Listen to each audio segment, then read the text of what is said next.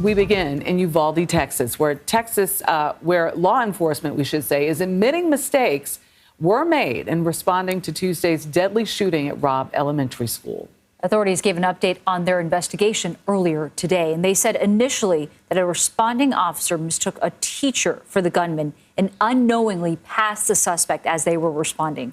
Authorities are also saying the back door the gunman used to enter the school had been propped open by a teacher. And we also learned 911 calls were made by students inside the classroom with the gunman. Now, when asked why officers didn't go inside the classroom sooner, officials said there was miscommunication about whether this was an active shooter situation. The benefit of hindsight, where I'm sitting now, of course it was not the right decision. It was the wrong decision, period. There's no excuse for that. But again, I wasn't there, but I'm just telling you, from what we know, we believe there should have been an entry at that as soon as you can. In the meantime, Tanya Rivero is in Uvalde with more of our continuing coverage of this investigation. Tanya, we got more details of the timeline of that day, a lot more questions than answers. But what more have we learned about law enforcement's response to this shooting so far? Well, a stunning admission by Director of Public Safety, Steve McGraw, basically admitting that protocol was not followed. He said, of course, it was the wrong decision.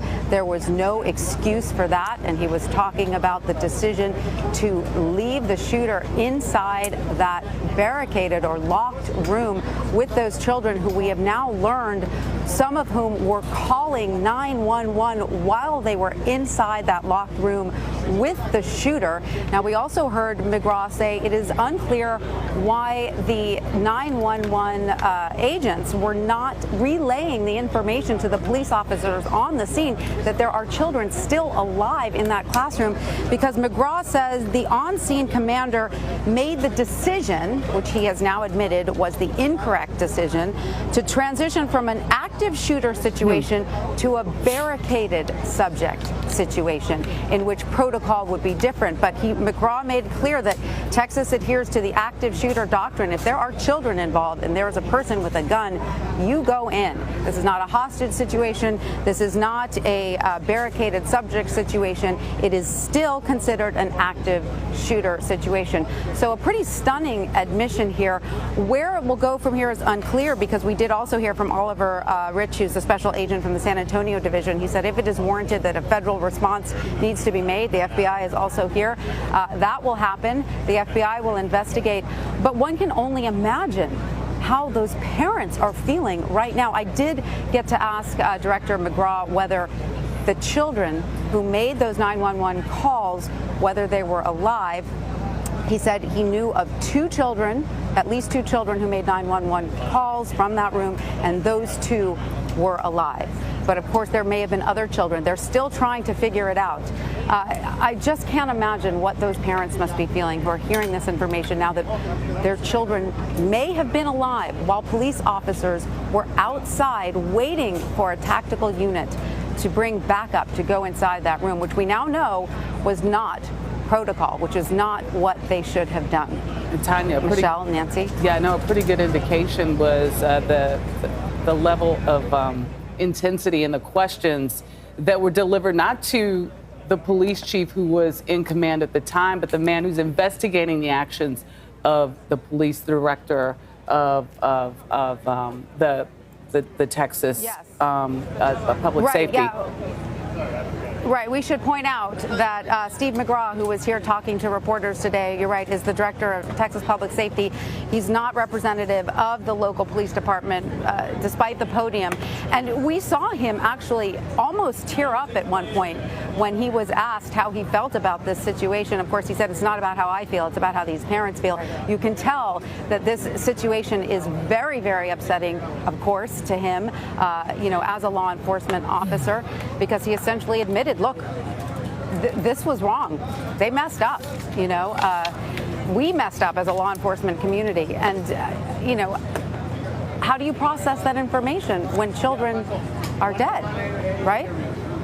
And that is a question that will weigh so heavily on the minds of all these officers and everyone who responded. Absolutely. At this point, can I ask you, when you talk to people in the community, what are they telling you about that. And we hear how tense that press conference was, but have they talked to you about how they feel about officers? Have they lost trust in law enforcement?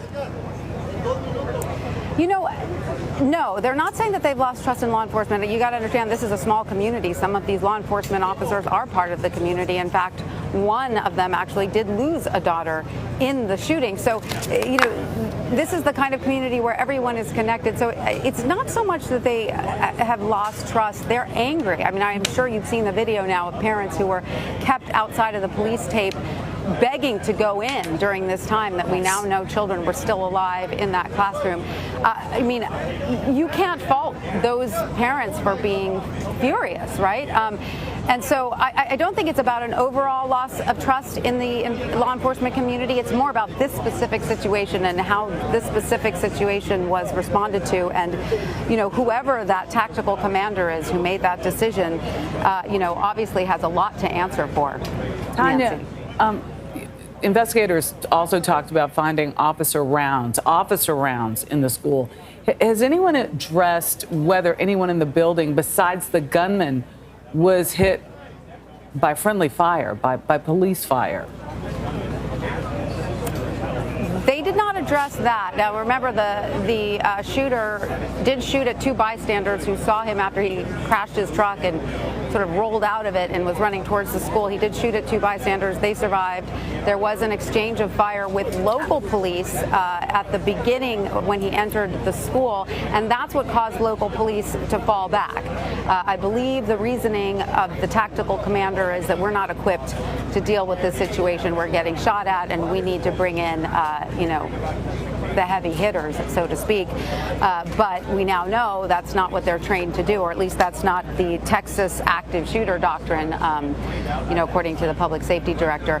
But in terms of friendly fire, we don't know that yet, because he did discuss the number of rounds that were found in each classroom, including the one where the shooter was eventually killed.